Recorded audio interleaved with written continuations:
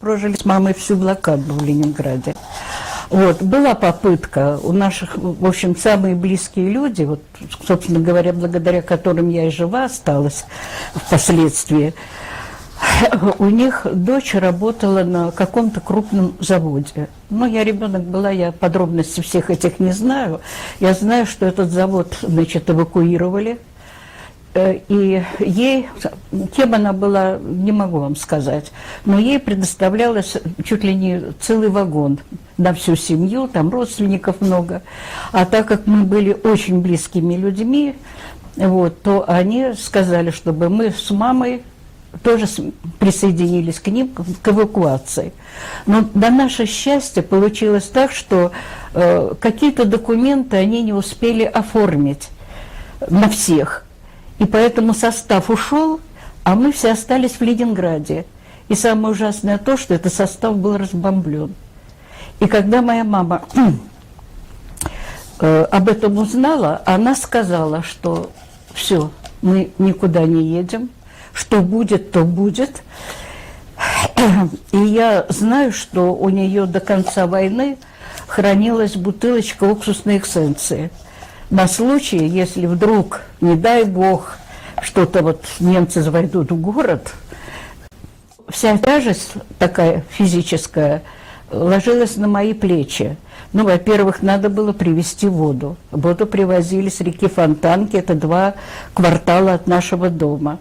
То есть надо было по сугробам, по льдинам спуститься вниз.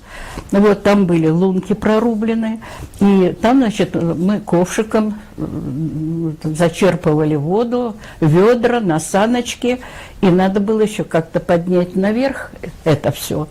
А, ну, в общем-то, ребенок и изголодавшийся и так далее, селедок было мало, иногда это ведро выплескивалось. Это раз. Во-вторых, надо было выносить помои. Это тоже было, так сказать, во дворе был люк открыт, поставлена бочка, и через, значит, эту бочку в люк мы помои выносили. Но самое ужасное еще было то, что рядом с люком у нас была еще одна подворотня до войны, там был гараж. С одной стороны перегорожен был гараж, а с другой стороны тир. Естественно, значит, его во время войны все это освободили от деревяшек, и это был огромный подворотня огромная. И туда свозили трупы. Причем трупы, значит, людей, которые в домах умирали, трупы, которые подбирали на улице в разных позах. Вот. И этот гараж, он, значит, ворота были открыты, и, значит, волей-неволей проходишь мимо, и ты наблюдаешь, ага, сегодня новый, завтра еще что-то такое. Это ужасно было. Поначалу это было очень страшно. Ну, ребенку пройти.